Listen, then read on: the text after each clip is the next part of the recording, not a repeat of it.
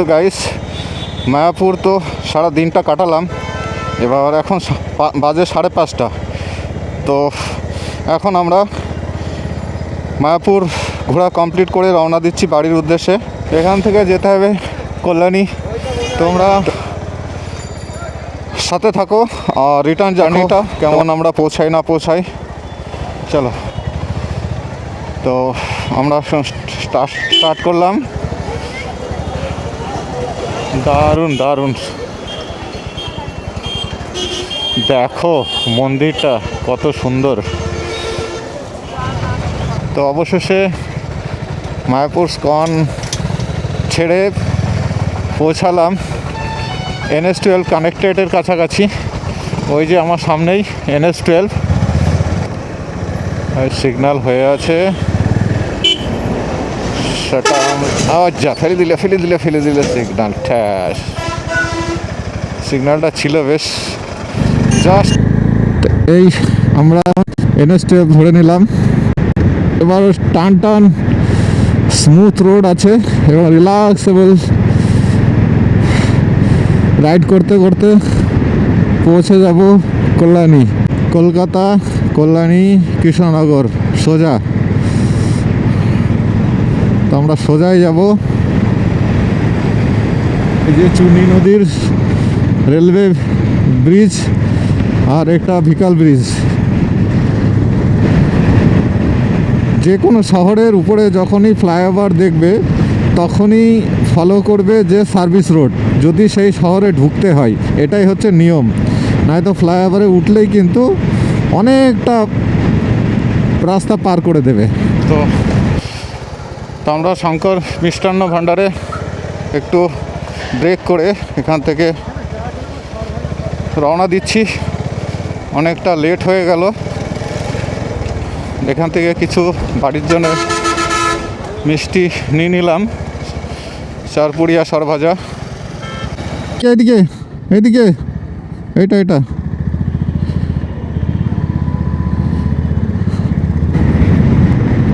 সুন্দর একটা হাওয়া চলছে। এবার আমাদের রাইড করতে দারুণ একটা ফিলিংস আসবে। এই দেখো একটা হোটেল, হট।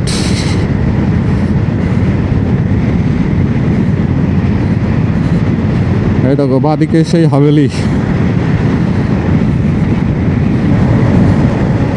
এই দেখো বাঁদিকে একটা রয়্যাল এনফিল্ড শোরুম।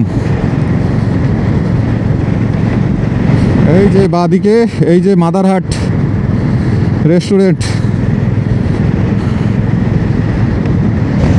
একদম সেই ব্লক করে দিয়েছে ন্যাশনাল হাইওয়ে এই পরিস্থিতি। তো আমরা একটু একদিনের মানে ডে রাইড করে আজকে টেস্ট করে নিলাম। তো ভেবেছিলাম একটা মাসে 1-2 ডে রাইড রাখবো, কিন্তু আজকের এক্সপিরিয়েন্স যা পেলাম তাতে করে এই গরমে ডে রাইডটা রাখা যাবে না, এটা শীতকালে করা যাবে। কেন গরমের সময় আমি যখন রাইড করছি তখন তো কোনো ব্যাপার নেই। এবার যে লোকেশানে আমরা পৌঁছাচ্ছি, যে লোকেশানের উদ্দেশ্যে আমরা পৌঁছাচ্ছি, সেখানে গিয়ে এই গরমে স্টে করা বা ঘোরাফেরা খুবই কষ্টকর হয়ে যাচ্ছে, যেটা আজকে প্রমাণ পেয়ে গেলাম।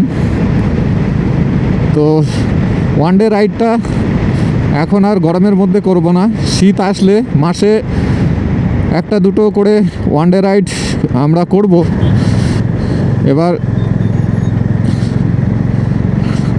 কেউ যদি ওয়ান ডে রাইড করতে চাও তো আমাদের সঙ্গে কন্ট্যাক্ট করতে পারো।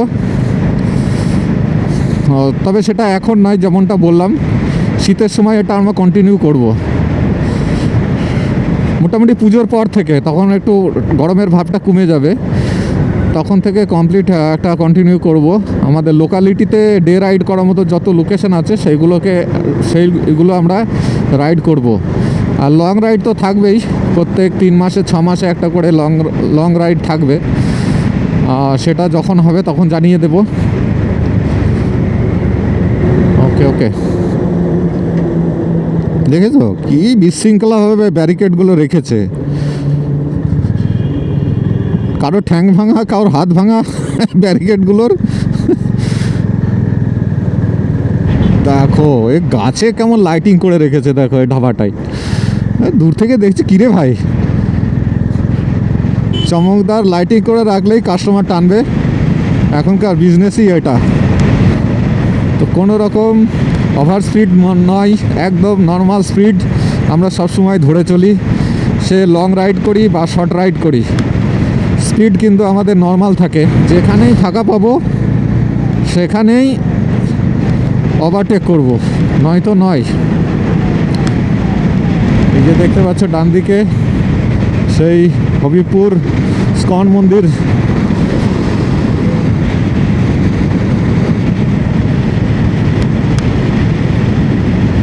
অনেক অল্প সময়ের মধ্যেই রানাঘাট আমরা ধরে নিলাম, রানাঘাট স্টেশন। সেই পুরনো ঘ্যাপা ব্রিজ এখন কত সুন্দর হয়ে গেছে, up and down. BDO office, hospital right সাইডেই, আর বাঁদিকে রানাঘাট স্টেশন।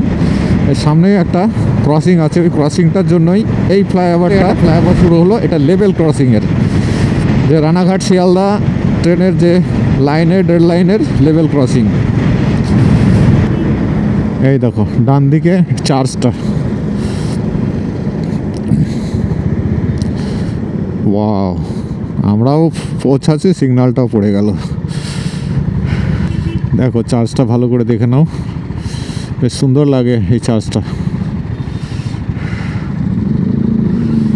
তাড়াতাড়ি খুলে গেল। চল ভাই, গিয়ার শিফট করতে এত টাইম লাগালে হবে?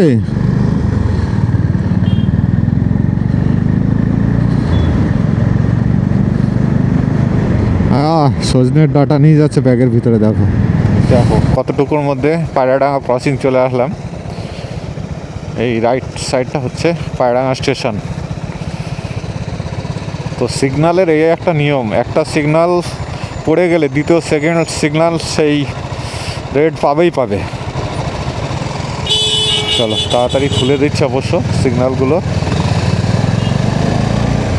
তো ফাইনালি চাকদা পৌঁছে গেলাম।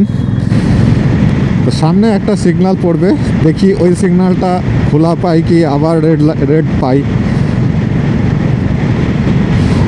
এটাই আমার কাছে পরীক্ষার ছিল যে রেড পাই কি গ্রিন পাই। তো গ্রিন পেলাম, হ্যাঁ, আর বেরিয়ে গেল একটা ঝান্ডা, ইন্ডিয়ান ফ্ল্যাগ এখানে উঠছে, কিন্তু দারুণ লাগে এটা দূর থেকে। এটা ডান দিকে শিমুরালি স্টেশন। এই আন্ডারপাস হয়ে আমরা কাপা রোডটা ধরে নেব। এটাই হচ্ছে জাগুলি মোড়।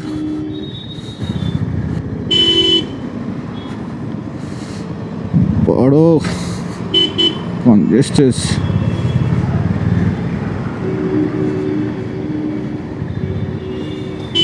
যাব। তো কল্যাণী আমরা এইভাবে যেমন যাচ্ছি তেমনই সোজা বেরিয়ে যাব। দারুণ বানিয়েছে না? এদিকে লাইটগুলো জ্বলছে, বাট ওদিকে লাইটগুলো অফ রেখেছে। তো দেখো তোমরা, ওই দেখো, তো জালের মতো বিছিয়ে গেছে পুরো।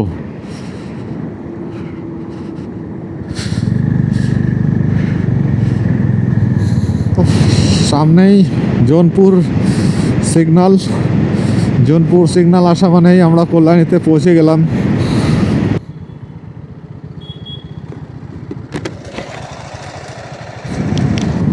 Railway flyover Kanchapara Kalyani. তো আমরা মোটামুটি এখন বাজে 8:17। তো আমরা কল্যাণী ঢুকে গেছি। এই দেখো ওখানে একটা নতুন শিব মন্দির হয়েছে। তো মোটামুটি আমাদের ওয়ান ডে রাইডটা আজ এইভাবেই কাটলো। সবটা তোমরা দেখলে।